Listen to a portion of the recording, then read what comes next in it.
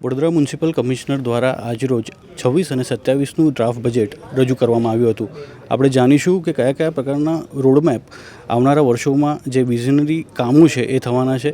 આપણે directly sir જોડે વાત કરીશું. સર, શું કહેશો, કયા પ્રકારનું બજેટ છે આ વખતે અને કયા કયા કામો આગળ થવાના? સૌથી પહેલાં અવર વડોદરાના વ્યૂઅર્સને નમસ્કાર.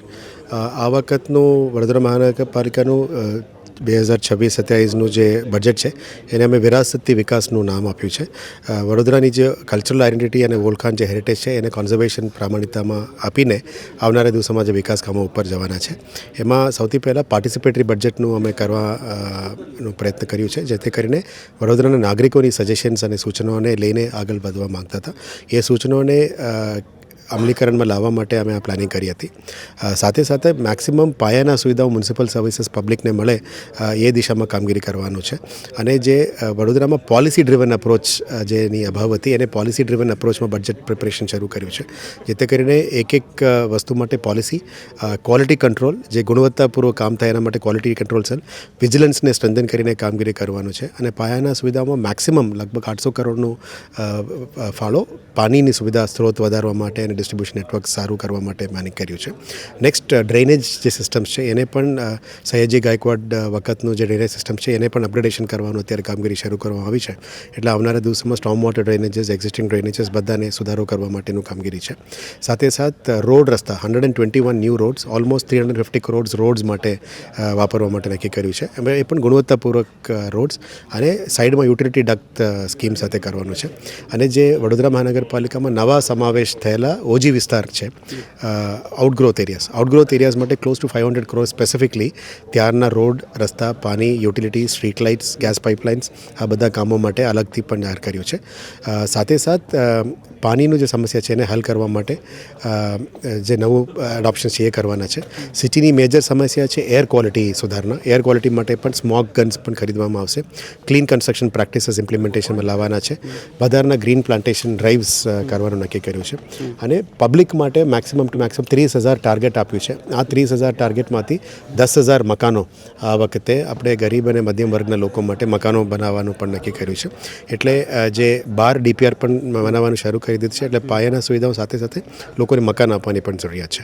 આ તમામ કામો પ્લસ નવા ડેવલપમેન્ટ્સમાં આજવા વિસ્તારમાં એક નવું ન્યૂ એટ્રેક્શન કરવાનું નક્કી કર્યું છે. 3 નવા લિનિયર પાર્ક્સ કરવાનું છે. 3 નવા સ્પોર્ટ્સ ફેસિલિટીઝ કરવાના છે. 4 નવા સ્વિમિંગ પૂલ્સ કરવાના છે. 4 નવા ઓડિટોરિયમ્સ છે, અતિથિગૃહ છે, સાથે સાથ લાઇબ્રેરીઝ છે, 14 લાઇબ્રેરીઝ છે. આના સાથે સાથે 14 યોગા સેન્ટર્સ છે. નારી શક્તિ માટે આપણે અલગથી વર્કિંગ વુમેન હોસ્ટેલ, એક zone wise working women hostel અને યુથ માટે 4 નવા યુથ હોસ્ટેલ્સનું પણ અમે અત્યારે પ્લાનિંગમાં લીધેલા છે. એટલે અલગ અલગ કેટેગરીમાં વડીલો માટે સિનિયર સિટીઝન્સ પાર્ક, યુથ માટે હોસ્ટેલ્સ, નારી શક્તિ માટે યુથ વર્કિંગ વુમેન્સ હોસ્ટેલ્સ, નારી શક્તિ માટે પિંક ટોયલેટ્સ પણ આ વખતે અલગથી દરેક zone wise, ward wise, road wise કરવાનું નક્કી કર્યું છે. સિટીમાં એક મેજર ઇસ્યુ છે સ્ટ્રીટ વેન્ડિંગ અને પાર્કિંગ. એટલે સ્ટ્રીટ વેન્ડિંગને પ્રોપર સ્ટ્રીમલાઇન કરીને hawking zones, non hawking zones, street vending zones અને ફૂડ ઝોન્સ ડિક્લેર કરવાના છે, જેથી કરીને આડેધડ વેચાણ ના થાય અને એક પ્રોપર રીતનું વેચાણ થાય અને એમની પણ આવકની સ્ત્રોત સ્ટ્રીમલાઇન થાય. અને સિટીનું મેજર ઇસ્યુ છે પાર્કિંગ માટે 21 નવા પાર્કિંગ પ્લોટ્સ આઈડેન્ટિફાઈ કર્યા છે. આવનારા દિવસમાં વધારે ટ્રાફિક પ્લોટ્સ આઈડેન્ટિફાઈ કરીશું. એના ઉપર પણ સિટીમાં પ્રોપર પાર્કિંગ થાય, એનાથી આવક પણ થાય અને આડેધડ ફૂટપાથ ઉપર પાર્કિંગ ના થાય એના માટે પણ કામગીરી કરવાના છે. સાથે સાથ નવા 6 કોરિડોર્સ ટ્રાફિક એન્જિનિયરિંગ, રી-એન્જિનિયરિંગ કરવાના છે, જેથી કરીને ટ્રાફિક કન્જેશન્સ જે સિટીમાં છે એ પણ રિડ્યુસ કરવા માટે મહેનત કરીશું. એમાં ગતિશક્તિ યુનિવર્સિટી સાથે, સિટી ટ્રાફિક પોલીસ સાથે પણ કામગીરી કરવાના છે. અને હેરિટેજ કોન્ઝર્વેશનમાં આપ જાણો છો કે ઓલ્ડ બજાર છે, ઓલ્ડ એરિયા છે, આપણા મોટા હેરિટેજ સ્ટ્રક્ચર્સ બધા દબાણ થઈમાં છે. એ બધા દબાણ ફ્રી કરીને નવું હેરિટેજ સ્ક્વેર, નવું હેરિટેજ વોક અને tourism oriented, transit oriented development ઉપર જવાનું નક્કી કર્યું છે, જેથી કરીને કલાનગરી અને સંસ્કારી નગરીમાં ટુરિઝમ અને હેરિટેજને પણ એક નવું ઓળખાણ મળે. અને આવનારા દિવસોમાં રોડ ડેવલપમેન્ટ આડેધડ નથી પણ એક પોલિસી ડ્રિવન અપ્રોચમાં જાય.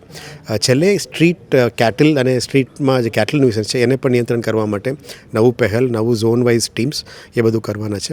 ક્વોલિટી કંટ્રોલ માટે ક્વોલિટી કંટ્રોલ સેલ અને વિજિલન્સ સેલ પણ ઊભું કરીશું. કરીશું અને આવનારા દિવસોમાં વડોદરા મહાનગરપાલિકામાં યુનિફોર્મ સિસ્ટમ પણ લાવવાનું નક્કી કર્યું છે, જેથી કરીને વીએમસીના સ્ટાફ ફિલ્ડમાં જાય તો ઓળખાણ પડે પબ્લિકને કે આ સ્ટાફ છે, એટલે પ્રોપર માન સન્માનથી પણ કામ થાય અને કંઈ ડિસ્ટર્બન્સીસ ના થાય. અને all the things will be municipal services પાયાના સુવિધાઓ પબ્લિકને મળે એના માટે જ છે. અને છેલ્લે ઘડીએ ઓજી વિસ્તાર માટે સ્પેશિયલ પેકેજ અનાઉન્સ કરવામાં આવ્યું છે. સર, વાત કરી ખાસ કરીને જે રેવન્યુ છે, તો રેવન્યુ જે ટેક્સ છે, ટેક્સની વાત કરીએ, ટેક્સમાં વધારો નથી કરવામાં આવ્યો. તો હવે આગળના જે આપણે જે રેવન્યુ સોર્સિસ છે એ કયા પ્રકારના રહેવાના છે, શું કહેશો સર? રેવન્યુ માટે લાસ્ટ યરનું રિકવરીઝમાં 600 કરોડની એક બાકી હતી. એ વખતે અમે લેન્ડ મોનેટાઇઝેશન કરવા નક્કી કર્યું છે. ટેક્સ વધાર્યું નથી, પબ્લિકનું ટેક્સ નથી વધાર્યું, પણ આવકની સ્ત્રોત વધારવા માટે 600 કરોડની ટાર્ગેટ અમે લેન્ડ મોનેટાઇઝેશનમાં કરવાના છે. 1200 વીએમસી પ્લોટ્સ છે, એના મેઇન રોડ્સમાં પ્લોટ્સને અમે અલગ અલગ public sector utilities, OMCs, oil marketing companies અને જે પણ રિક્વાયરમેન્ટ છે એમાં વેચાણ કરીને આવક ઊભું કરવાના છે. લેન્ડ મોનેટાઇઝેશન પોલિસી પણ કરવાના છે પ્રાઇવેટ સેક્ટરને ઇન્વેસ્ટમેન્ટ અટ્રેક્ટ કરવા માટે. સાથે સાથ મ્યુનિસિપલ બોન્ડ્સમાં 200 કરોડ બ્લુ બોન્ડ્સ પણ અમે સબસ્ક્રાઇબ કરવાના છે.